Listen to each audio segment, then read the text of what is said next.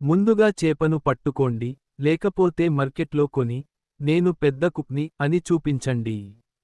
ఇప్పుడు ఆ చేపను చూసి, ఏమయ్యావ్రా నీ పరిస్థితి అనిపించేలా క్లీన్ చేయండి. పాన్లో ఉల్లిపాయ, టమాటా, మసాలాలు అన్నీ కోపంగా విసిరేయండి.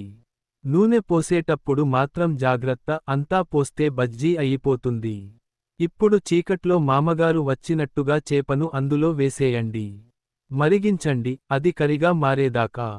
చెవులు కాలిపోతే మాత్రం నేనెవ్వర్ని నన్ను బాధ్యత వహించను.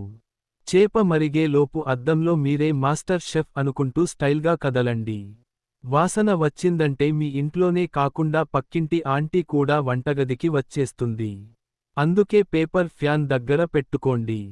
చివరగా తింటున్నప్పుడు, ఇంకొంచెం ఉప్పు వేసుంటే సూపర్ అనేవాళ్లకు డైరెక్ట్ చేప కడుచు ఇవ్వండి.